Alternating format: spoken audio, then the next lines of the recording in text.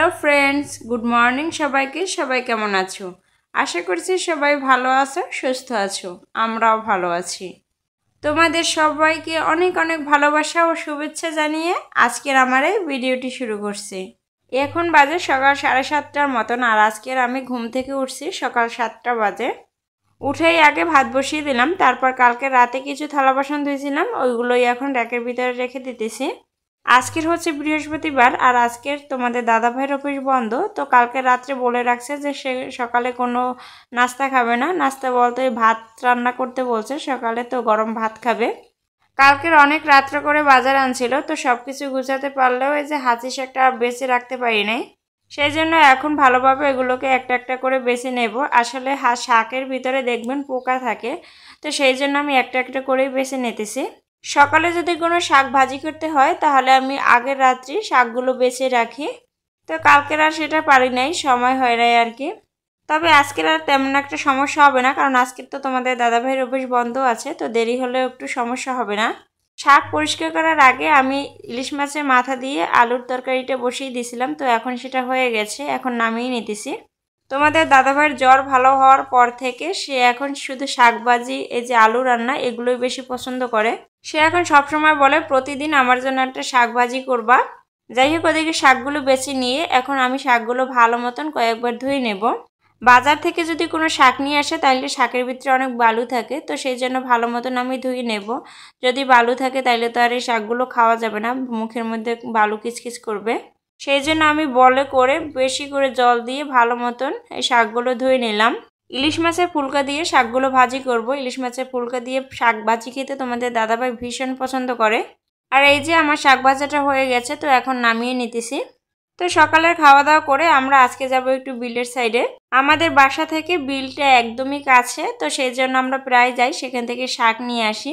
আর এমনিতে এখানে অনেক ছোট ছোট ছেলেমেয়েরা এসে খেলা করে, তো সেই জন্য ওর বাবা ওর ছেলেকে নিয়ে প্রায় এখানে যায়। আর এই বিলের পাশেই একটা বড় মাঠ আছে, দেখতে ভীষণ ভালো লাগে। বাবু হওয়ার আগে আমি এখানে প্রায় যেতাম, কিন্তু বাবু হওয়ার পর এখন আর আমার বেশি যাওয়া হয় না, ওর বাবাই নিয়ে যায়। সত্যি ভীষণ সুন্দর একটা জায়গা। আর এই যে এখন আমরা বিলের কাছেই চলে আসলাম, আর বিলের পাশে শুধু লেবু গাছ লাগানো আছে, অনেক অনেক লেবু গাছ লাগানো আছে। এই যে খোলা জায়গাটা দেখতেছো, এই জায়গাটা আগে ধান লাগানো হতো, এটা মাঠ ছিল, কিন্তু এখন এই যে বালু দিয়ে ভরে দিছে। আর এই যে দেখো কতটা জায়গা নিয়ে বিলটা করা হয়েছে, অনেক বড় আসলে বিলটা। বিলের পাশে নতুন একটা বাড়ি করা হয়েছে, তো যার জন্য মনে হয় এই যে জায়গাটা বালু দিয়ে ভরে দিছে। যাই হোক, যাদের জায়গা তারাই ভালো জানে, তবে এখন বেশ ভালো লাগতেছে জায়গাটা। এখন দুপুরবেলা আমরা এখানে আসছি, আর সকালের দিকে মেঘলা মেঘলা ওয়েদার ছিল, তো তাই দেখি আমরা এখানে আসার সিদ্ধান্ত নিলাম। কিন্তু এখন দেখি যে প্রচুর রৌদ্র উঠছে। একবার ভাবছিলাম যেহেতু প্রচুর রৌদ্র উঠছে তো বাসায় চলে যাব, কিন্তু আবার যাওয়া হয় নাই। আর এই যে দেখো কত সুন্দর কমলি শাক, অনেকগুলো কমলি শাক আছে এখানে। আসলে আমরা কমলি শাক নিতে আসি নাই, আমরা আসছিলাম কচুর শাক নিতে, কিন্তু কমলি শাকগুলো এত সুন্দর, মানে দেখেই মনে হচ্ছে কিছুটা নিয়ে যাই, তো সেই জন্য অল্প করেই কিছু কমলি শাক নিয়ে যাইতেছি। এই কমলি শাকগুলো কেমন যেন একটু লালচে লালচে, কখনোই খাওয়া হয় না, এই প্রথম নিয়ে যাইতেছি। গ্রামের বাড়িতে গেলে প্রতিদিনই প্রায় শাক খাওয়া হয়, আমি আর আমার ননদ দুইজনে মিলে প্রতিদিনই শাক তুলে আনি, তো সেই জন্য প্রায় শাক খাওয়া হয়। গ্রাম মানে সুন্দর, গ্রামে থাকলে তাজা টাটকা শাকসবজি খাওয়া যায়। বিল থেকে এসে কিছু কাপড় চোপড় ধুয়ে দিয়েছিলাম, ওইগুলোই এখন ছাদে মেলে দিব।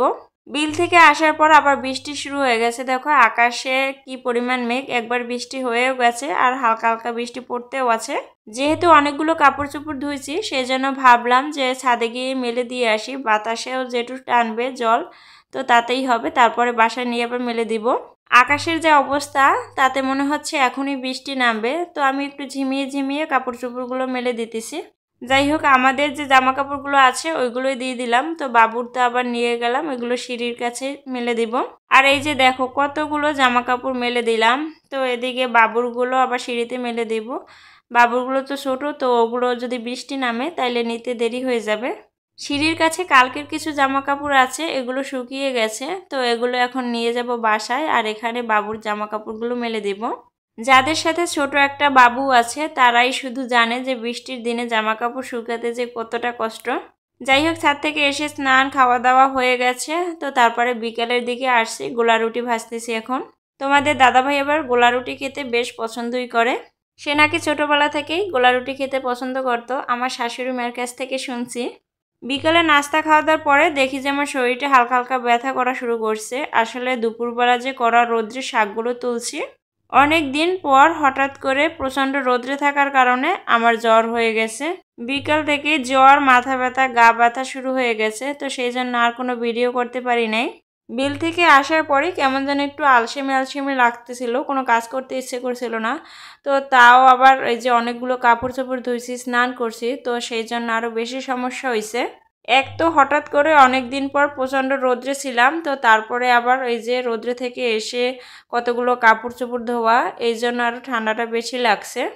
এদিকে যেহেতু অনেক সকালে রান্না করছি, তাই রাত্রে আবার রান্না করতে হবে। তো এখন কি আর করার, কষ্ট হলেও রান্না করতে হবে। ওদিকে ভাত রান্না করে নিয়েছিলাম, আর এদিকে কচুর শাক ইলিশ মাছ দিয়ে পাতায় দিয়েছিলাম, ওটা হয়ে গেছে।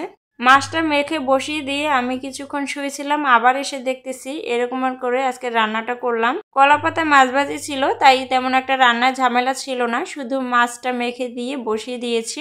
মাঝে মধ্যে এসে আবার দেখে গেছি। তো এইভাবে করেই আজকে রাতের রান্নাটা করে নিলাম। আজকের আর ভিডিও করতে পারিনি। আজকে ভিডিওটা এই পর্যন্ত। সবাই ভালো থেকো, সুস্থ থেকো। আজকের মতন তোমাদের কাছ থেকে বিদায় নিয়ে নিলাম। টাটা।